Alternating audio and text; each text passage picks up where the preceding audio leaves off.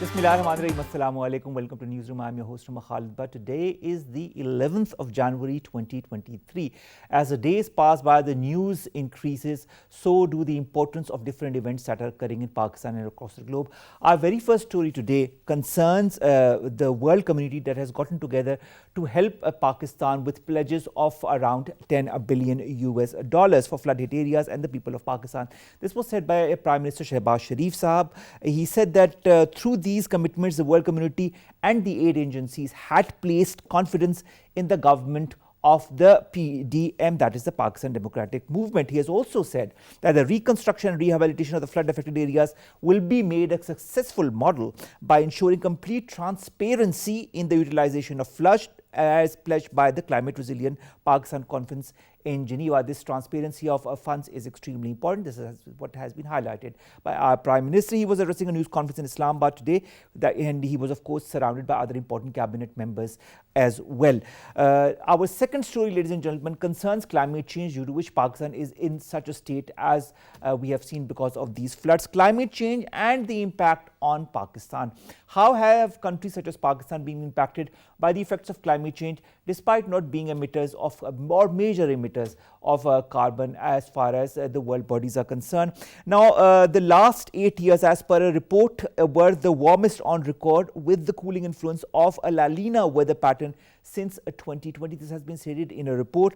European Union's Climate Monitoring Service report. Also, it has talked about Pakistan that was scorched by a 2-month spring heat wave, and of course that was followed by the flooding that covered a third of the country, affected 33 million people, and caused some 30 billion US dollars in damage and economic losses. How should we come out of it? What should we expect in the future? Our segment will delve in all of that and much, much more.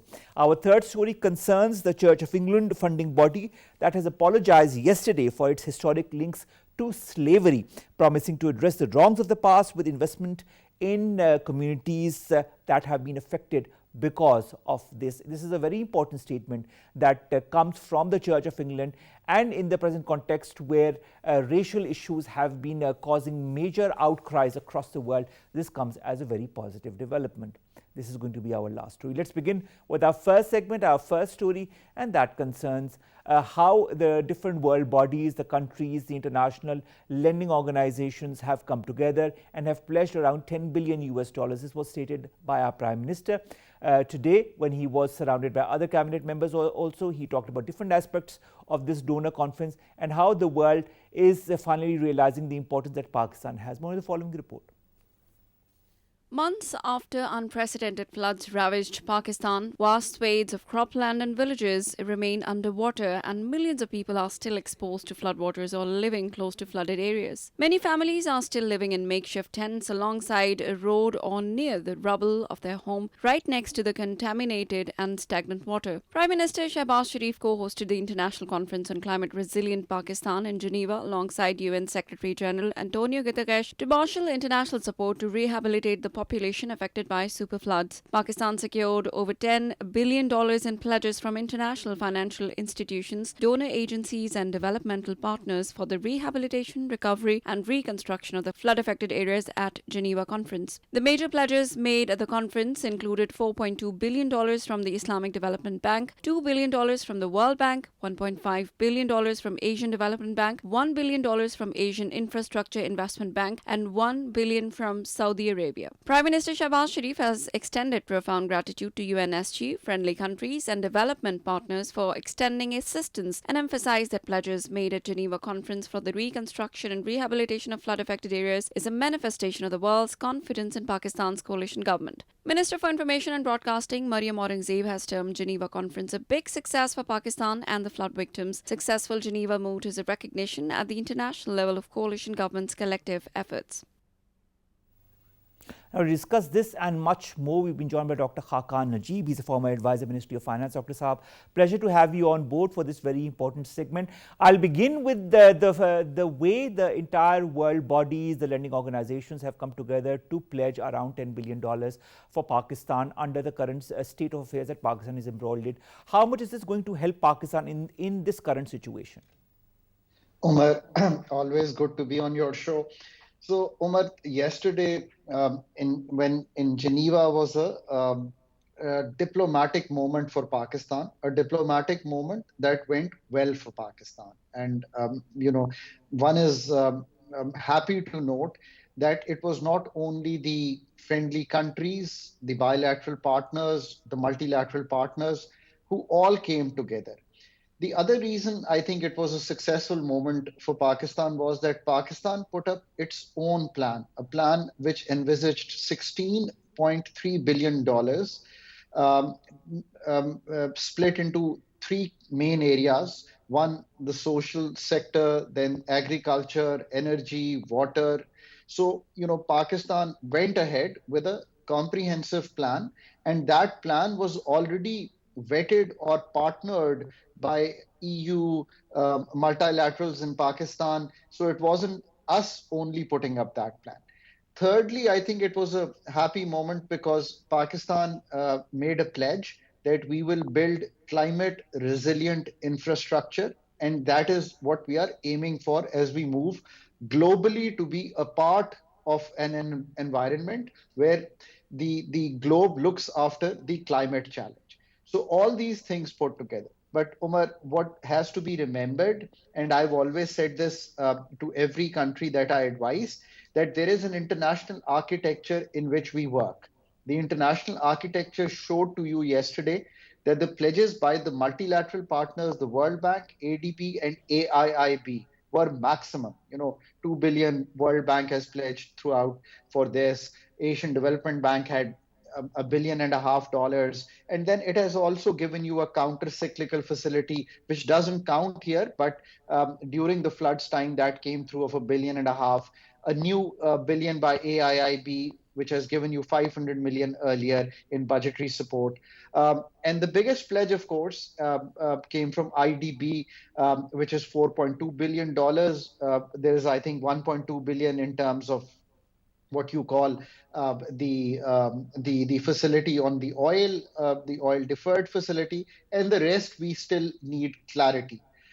Then, of course, I mean, Saudi Arabia is a different partner. It's a different friend. It's a different relationship. It's that Islamic bond that we have with them. It's with that goes generations, and of course $1 billion. We are still getting clarity as to how the $1 billion is going to be disbursed, what the conditions are. The same was, confirmed by the authorities in the presser today. So, Umar, I attended the whole conference throughout the day. I didn't disengage for a minute because I was very intrigued to find out how this would go through. I think the atmosphere was good. Then the Western partners also did their bit, 200 million from US, UK about 40 odd $1 million, or and about 5 million from the government. FCDO, their aid agency, gave us that money. So largely project-based lending. And when this is largely project-based lending, we also have to now gear up ourselves in the second phase. The first phase was putting this plan, getting the pledges. Now the onus again falls on us. The onus is to get these projects going. And that has the PC1, the approvals. We have the ECNIC committee, we have the CDWP committee. These are two committees that have to approve these. We have to prepare these with the donors. We have to prepare them in all the key sectors.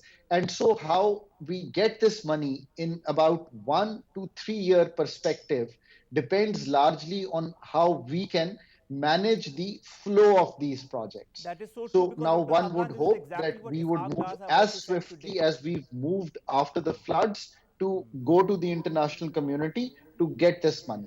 And of course, these are largely about 90% project loans. They are concessional loans. That's generally how they are. We have yet to get the details on them, and they have a 25-year return period, a 5-year grace period, a lower markup. So this is the best that the world could do. You have All to right, Dr. remember, yeah. Yes, you were saying? So you have to remember that the world itself is in, a recessionary mode. So the countries could just do so much, but then the multilateral partners have come through. All right. Also, it has been the same has been echoed by Ishaq Dar Sahab also today in the press moot along with our Prime Minister and other cabinet members. And he also said the same thing while replying to a question on how soon he expects the pledges to turn into actual inflows. He said that all depends on us. And I think this is the same what you have also said. He also said that he expects the terms of these loans of whatever we're going to get to be lenient. Now, this is also very important in these current circumstances. But when Ishaq Das have also said that it all depends on us, you've also highlighted more or less the same thing. How should we move forward once these pledges now have been made? What should be the methodology that should be undertaken by the government and the different sectors in order to A, get the pledges at the earliest, and B, move forward at a very fast pace? So there are two important moving parts to this. So one moving part I'll mention is that you have to remember that you said that as a country, we will do $8 billion, and what you will do for us is another 8 billion. Now you Of have course. pledges north of 9. So there is one part that you have to put up. So let's assume that we do about $2 billion a year. So that would make us uh, have about 500 billion rupees, north of 500 billion, if we want to complete in 3 years. But I would say let's go for 4 year on the part that we have to do. So let's say we have to do north of 500 billion to about 600 billion a year in provincial annual development plans and the federal plans. These two together have to make about 5 to 600 billion dollars of room so that we show our commitment that our part of the money is now intact and we have started spending. I think that would be a good move forward to show to the world what we are doing for our people. And so that is one part that we have to budget as we move forward. Now, on Oh, the other part, what we have to do is that we have to sit in with the provinces which are most hit. Of course, all the four provinces have been hit, but Sindh has been most hit. Crop damage has been maximum in Sindh. Flood damage in terms of the housing and the people displacement has been probably maximum in Sindh. So all the right. projects with the Sindh government, then the projects with the KPK and the Balochistan government, and then the southern part of Punjab has also been hit. So with them, we come up with these projects that the provinces are also happy. Omar, I've always said this, there are 5 governments in Pakistan. The federal government is one of the 5 governments that operate. So all these governments have to come together and fast track the finishing of the PC1s, which is our document which goes to the donors after approval and says that this is what we are going to be spending.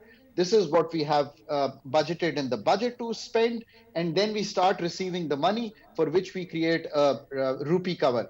Now, this is separate to the 5 and the 600 billion I've mentioned earlier. So, our viewers and the world must recognize that we are going to do both. And the pledge of Pakistan, and whether it is this government till the elections and the next election, this is now the pledge of the state to the people who have been displaced that this is how we will move. All right. Speaking of moving forward, you with your extensive experience in the Ministry of Finance in the past, how long does it take for a PC1 to be completed? So, I mean, when we have needed to do, we can do it in a couple of months. All right. So let's hope that in the next 6 months we see a number of PC1s completed. But this process has already started. Just to let the viewers know, because the World Bank and the ADB pledged this money a little earlier, so the process is already in motion. So now what we need to do is that, because Planning Commission of Pakistan would become the heart of all this operation. So the Planning Commission would need to, beef up its efforts, beef up its capacity, its capability to get the right project directors, go for the advertisement, get the PC1 done, and move forward. But let's hope in the next 1 year we have a clear handle on at least if not $16 billion worth of projects, but at least, 8 to $10 billion of projects. And I think in the coming 12 months, we should be able to do so. Do you feel that the announcement that was made by the Saudi government of the $10 billion investment in Pakistani projects, as well as the increase in the money that the Saudi government is putting into the Pakistani bank, do you feel that is also a good shot in the arm, economically speaking, for Pakistan? Omar, I'm really glad that you asked me this question. When it makes me comfortable that we are securing monies for the flood victims, remember that these are medium-term monies, and the authorities have also conceded to that fact, and that's the true position we are putting to the viewers as well. But Pakistan stands with less than a month of state bank reserves in terms of the imports. That's not a comfortable position to be in. We need to jack up our dollar reserves so that there is comfort in the market that Pakistan is going to have enough to move on. This is one of the figures that the world sees. Of course, there is all the time the remittances are coming in, the export proceeds are coming in, there are other investment portfolio monies that are coming in, there is investment, FDI is coming in monthly. But going to an uncomfortable level under a month is not a tenable position. We need a definite shot in the arm, and that shot in the arm has to come from two places. Number one, the IMF, and number two, the friendly countries. So we have been talking to the friendly countries for budgetary support for putting in a deposit. Previously, this was thought to be $3 billion, but let's say even if they're studying a $2 billion deposit, what I'm now hoping is, I've always said that this is complementary to the IMF.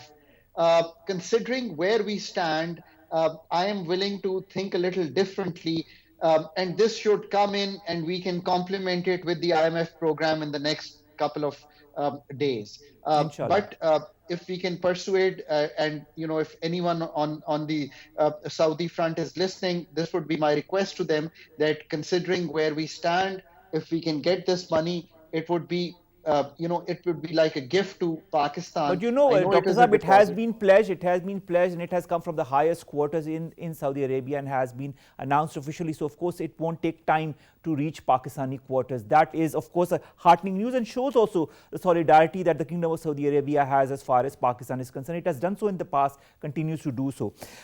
Do you feel that the Geneva mood also presented a unique model of international solidarity? We haven't seen such solidarity for quite some time in the past as far as helping a particular country, a developing country, is concerned. And do you feel this will lay the foundation for more such moods in case other countries are affected in the future? So, Umar, sorry, I forgot to answer the second part of your question. The $10 billion investment that Saudi Arabia has talked about, that's also, and I've always accepted as a Pakistani that, we've been wanting to set up a refinery with them. It's gotten delayed. So I'm hoping that in the coming years, that would also materialize. Now, we did the COP26, coming to your last question. We did the COP26, and I think that was a good 27. Dr. Saab, 27 was the last one. Sorry, the COP27. And what we were able to convince the world was that we are, now looking at a model where some kind of financing needs of the countries which have gotten hit more than the share that they've put in terms of the climate devastation in the world. And so this mood is a model where it shows that certain countries which need help, the world can come together and, take them into the project mode, take them into a bit of the grant mode.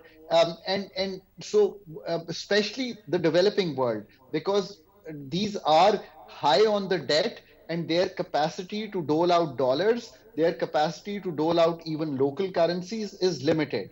And so the world must come and help them.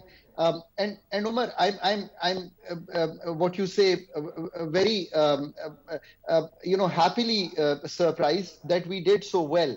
You will remember when the UN did the appeal of 850 million, we only got about 1/3 of that money, and 816, that that was would. the 816 million, Dr. Saab, and we didn't even, it made two pledges. The first was of 150 million US dollars, the second was 850 million dollars, but we didn't get the necessary response from the international community. But this time the response was very different, and that is extremely heartening. And what I also saw, and as you said, you were glued to the screen throughout this donors conference, you must have seen the different messages and speeches by even the small Western countries that we have good relations with, but not excellent. Even they were there for Pakistan, and even they pledged, and that was very heartening to see. And the response was, if you have to talk collectively, extremely positive.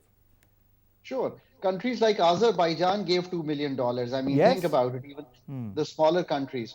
So, all in all, again, as I started, it was a diplomatic moment that went well for Pakistan. We have to lift the morale of the country as well.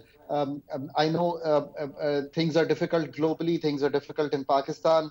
But let's put some hope, and let's do a lot of work that has to be done by the authorities, by the policymakers, by the community at large.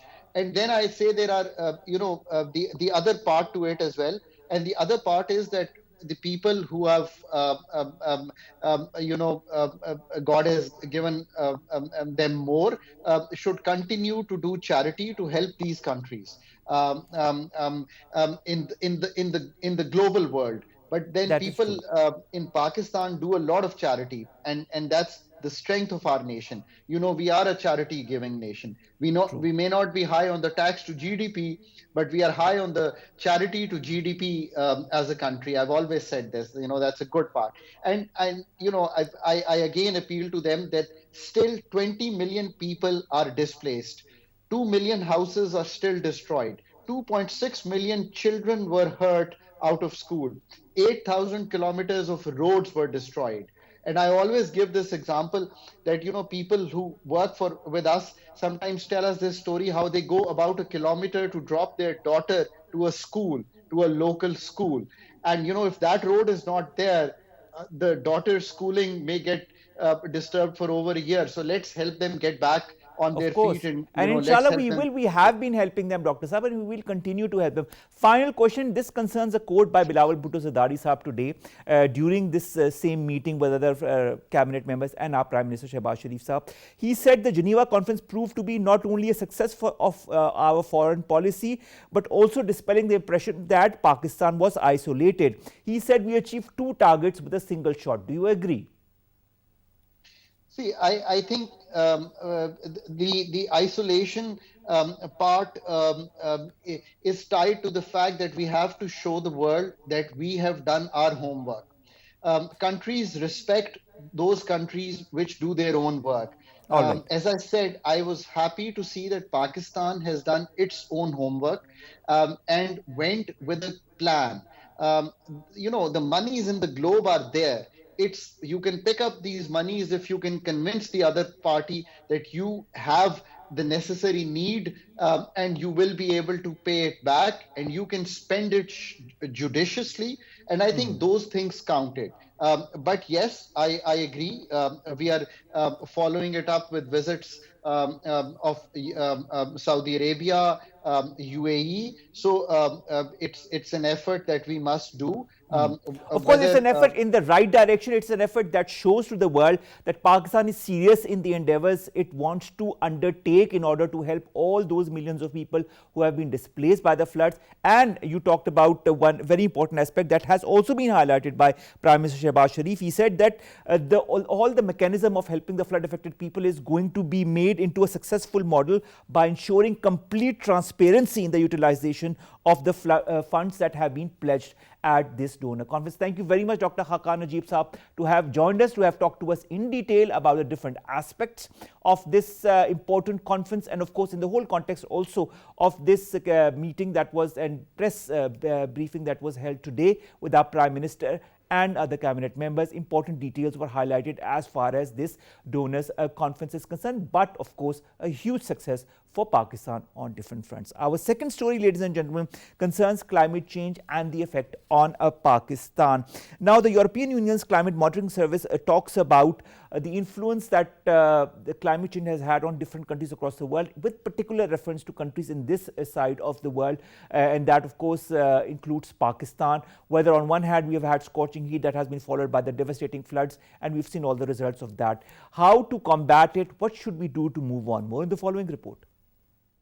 The world witnessed one of the worst climate-induced disasters in Pakistan, giving terrifying proof that climate change is a reality. Unprecedented floods submerged huge swathes of Pakistan, and hundreds of thousands of people were forced to sleep in the open air after the disaster. A post-disaster need assessment calculated total destruction and economic losses from the floods to exceed $30 billion, which is 8% of Pakistan's GDP, pushing 9 million people into abject poverty. More than 2.2 million homes were destroyed, along with 13% of all health facilities, 4.4 million acres of crops, and more than 8,000 kilometers of roads and other vital infrastructure, including around 440 bridges. According to UNICEF, up to 4 million children are still living near contaminated and stagnant floodwaters, risking their survival and well-being. According to Copernicus Climate Change Service, the European Union's climate monitoring service, Pakistan surveyed cascade of disasters in 2022 and warned that the world is headed for disastrous 2.8 C above pre-industrial levels. Climate disasters have global impacts and are only devastating for communities that experience them, as the effects are wide-ranging and nearly half the world's population is considered highly vulnerable to these impacts, so it's high time to take climate action.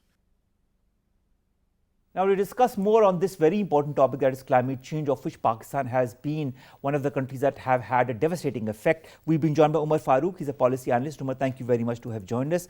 Umar, I hope you've read the report on the La Nina weather pattern that started in 2020 and how it has affected different countries, with particular reference to countries in this region and Pakistan included. Now, two main greenhouse gases have major effects on global warming. One is carbon dioxide and one is methane gas. Do you feel that the important countries across the world are not serious as far as implementing the Paris Agreement is concerned? Because we continue to see the effects. We've seen what has happened last year because of carbon emission in countries such as Pakistan, and it could be in any other country in the future, including ours. We don't know what's going to happen this summer or this monsoon. The problem of global warming is not just linear, it's accelerating. Methane, as you mentioned, the Russian permafrost is melting, and it is releasing exceptional amounts of methane that we have never seen in the atmosphere before. So the man-made climate change, it is not just a linear process of temperature going up by 0.1, 0.2, 0.3. These are phenomenal changes. But they're talking of 1.5 degrees. That is enormous. And in just 1 year, in fact, like if you look at the weather this year, Pakistan's been destroyed, devastated by floods.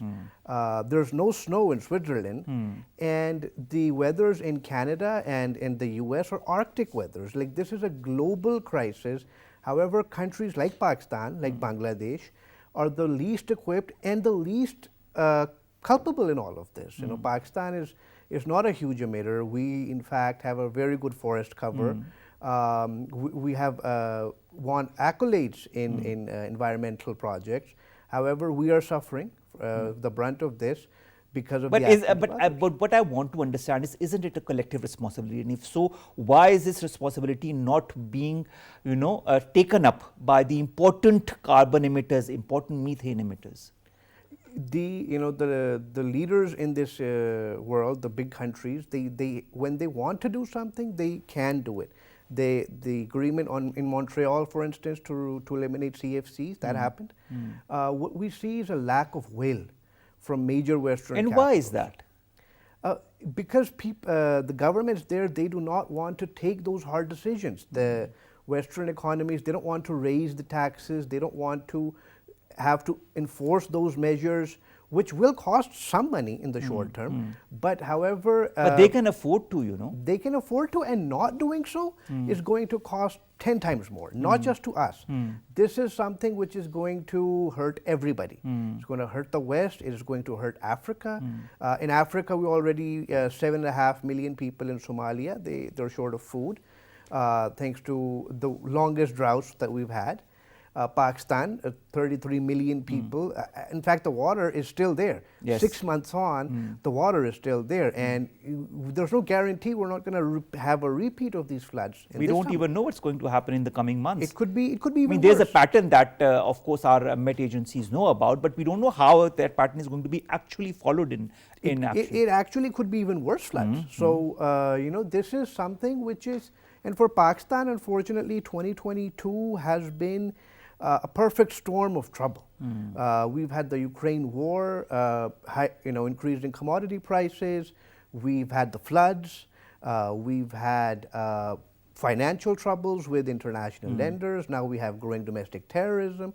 So all of this is coming together in a very frightening way as we move into 2023. And this is something that leaders, not just in Pakistan, across the but world, need across to be the world cognizant need to of. be cognizant of. But, you know, Pakistan is not responsible for the situation on our western border. Of course. This of was course. caused by other countries. Coming back to climate change, the effects, you know, how, in your point of view, is the role of these powerful so-called global fossil fuel lobbies and their influence on the different dynamics concerning climate change and the effects? Do you feel they can be curtailed in one way or the other? They can be curtailed if the willpower is there. Lobbies have existed in the past. They've been broken up. And you know, in the start of the 20th century, there was the Standard Oil lobby. It was broken up. Now there are moves against technology companies, oil companies, emitters, polluters. All we need is willpower. And I believe leaders across the world need to communicate this to their voters, that, you know, we are not doing this because we like it, but because we have to. You know, voting us out of power is not going to solve climate change. Of course, but you know, Pakistan has been a very important example of how climate change can affect countries and the economy of countries and the livelihood and the humanitarian effects of climate change are right there in front of everybody, and we've shown that also in this conference that was recently held in Geneva and also at COP27. We've highlighted that on different other fora as well. I'd now like to go towards a report by Copernicus. Now, it says that China and Western Europe have reported negative impacts on agriculture, on river transport, on energy management that are related to weather conditions. What, in your point of view, are the other significant impacts of climate change on the entire world community and not just Pakistan?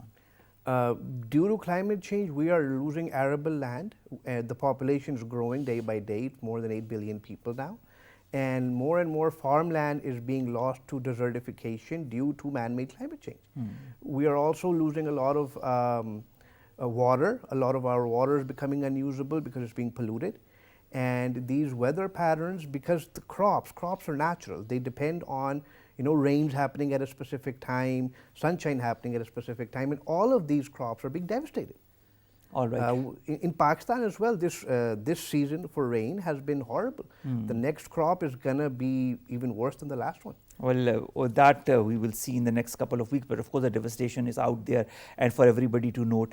The EU Climate Monitor Copernicus that I've just mentioned again, it also says that the hottest years on a record globally so far have been 2016, 2020, 2019 and 2017, and these are in descending orders. What, in your point of view, are the predictions for 2023 this year? This is going to be the hottest year we've had, at least in our lifetimes.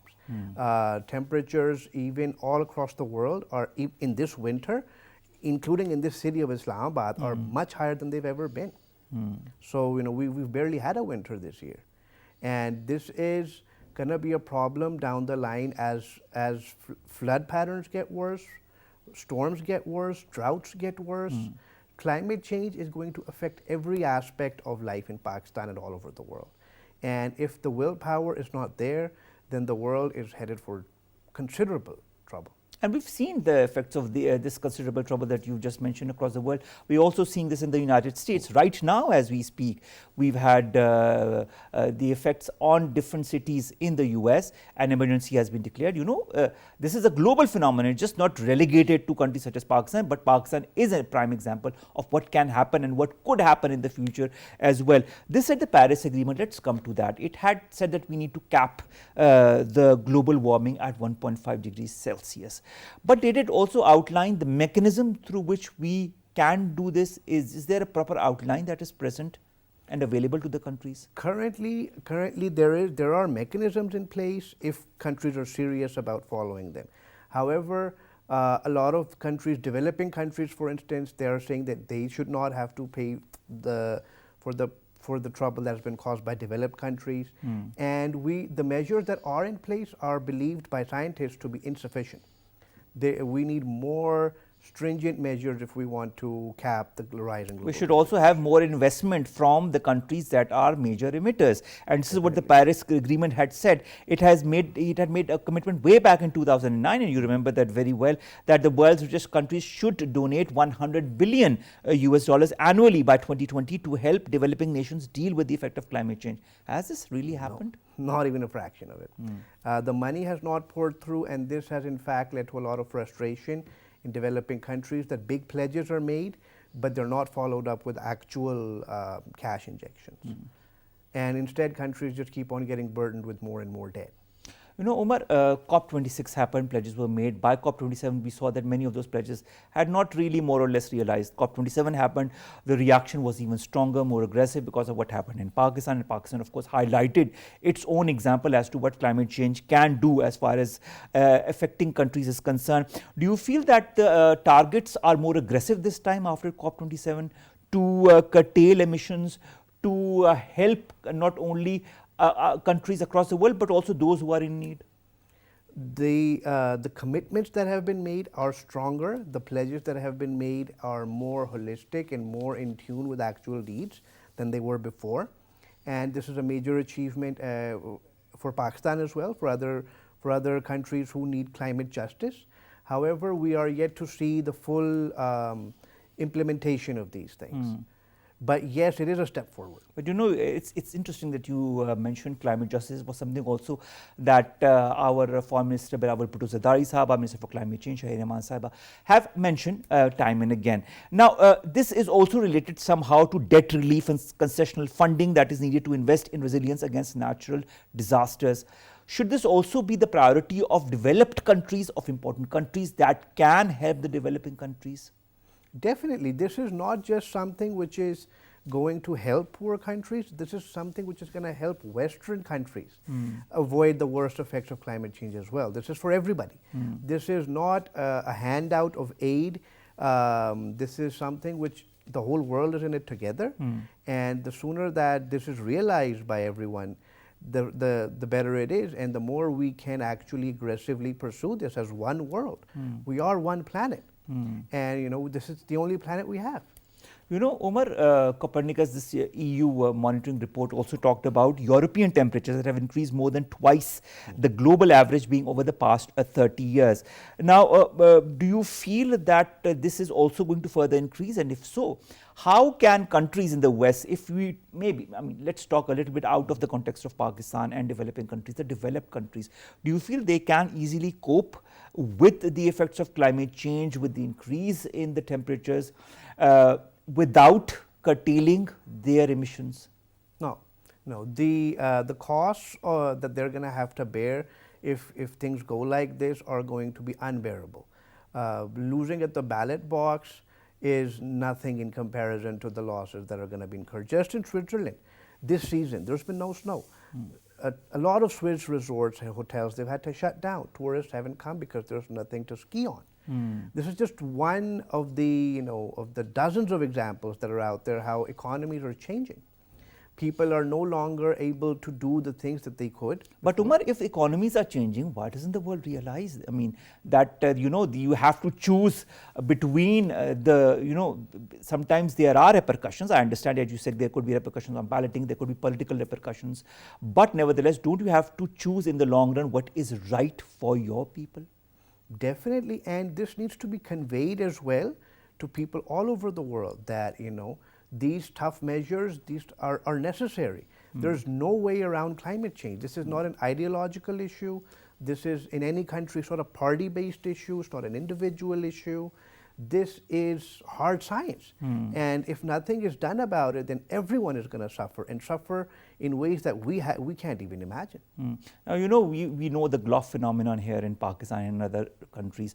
We also know that the Earth's polar regions are experiencing record temperatures as we speak, whether it be East Antarctica, whether it be Greenland.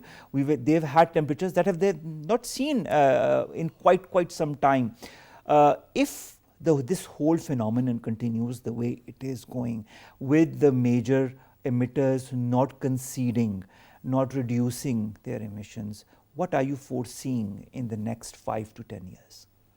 If nothing is done, then we're going to see, and I know hopefully not, but we might be seeing a lot more climate refugees.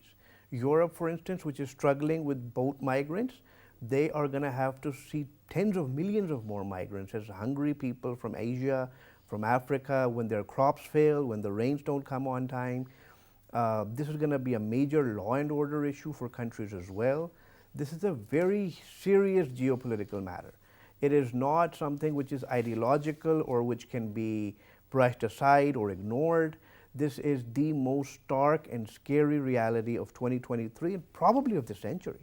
But again, I'd like to revert back to the fact it is a grim reality, it's a sad reality, it's a dark reality, but it's a reality that not many concede to. Yeah, until a few years ago, in fact, climate denial was still in vogue. You know, serious. Isn't it still in vogue? Is it more or less? Maybe not as much as it used to be, yeah, but nevertheless. It is being taken more seriously now, but it is still not enough. The measures are, still somewhat too little too late. People need to wake up, leaders need to wake up, and they need to focus on curtailing climate change as their #1 priority. There won't be a world left to fight over if things go this way. Carbon dioxide, methane are the two important gases that we need to curtail the emission of.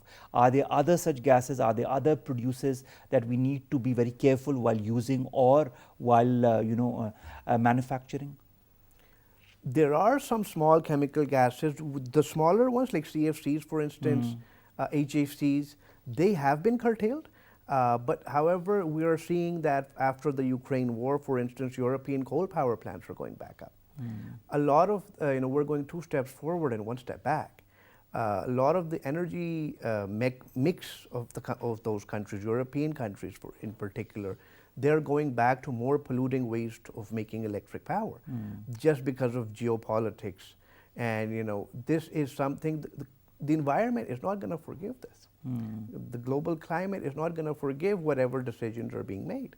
So geopolitics versus climate emergencies, shouldn't also those countries that are currently embroiled in geopolitical emergencies think on those terms as well? They need to think on those terms, because whatever disputes countries have is not bigger than the planet. They might have very serious issues, but we need a healthy planet Earth to survive and thrive. Only then can anything else happen. So it's the basic Mother Earth that we need to preserve. Omar, in case the major emitters continue to emit or reduce, but not to the extent that is needed, how can developing countries like Pakistan move forward and go to, what are the measures that we can take on our own, on an individual basis, in order to save our country from the devastation that could be caused in the future? In Pakistan, one of the problems that we've had, like one of the reasons that these floods could have been less damaging, is that a lot of construction, for instance, happens in areas where it shouldn't. There are government rules, bylaws about that where you can build and where you cannot, how far from the water, but those have been ignored all up and down the country. So those rules need to be enforced more. Like after the earthquake, we had more earthquake-proof construction. It was taken seriously. And we haven't had a major issue with an earthquake since. So likewise, flooding, that can be, the damage can be reduced. More dams are being built. They can also help manage the water flow. And we also need to use our water for agriculture more smartly, so that in case if the rains are not as they used to be, if we have sprinkler systems for irrigation, for instance, we can reduce water waste in agriculture by up to 70%. So we do need to invest in our agriculture, and we need to implement and enforce construction laws to prevent damage. All right. Now, when you come to warmth, we talked a little bit about our country, we talked a bit about Europe, but Middle East, China, Central Asia, Northern Africa have also seen unprecedented warmth across 2022, and 2023 is not going to be better. And even now this winter season is going to last about a month and a half maximum, and then will come spring. And I think the spring is going to be a very short spring this year, and we are going to very soon go to increase in temperatures. For the Middle East, what could be done? For China, what could be done? We saw that during the COVID times, the 2 years when there was not as much industrial activity, the sky finally turned blue in a lot of areas in the world where people had never seen a blue sky. Do you feel we need to also take measures that could reduce the industrial waste dispersion? Yes, a lot of industrial waste is being disposed of improperly. For instance, the Ganges in India, it is one of the most polluted rivers in the world, not because they don't have laws to dump in only filtered waste, but because those laws are ignored. In China, for instance, they are heavily reliant on coal. They can change their energy mix, they can work on that. Likewise, but they are going towards green energy. China they is are going towards green energy. They're going towards reforestation. And China is actually doing a lot in this regard.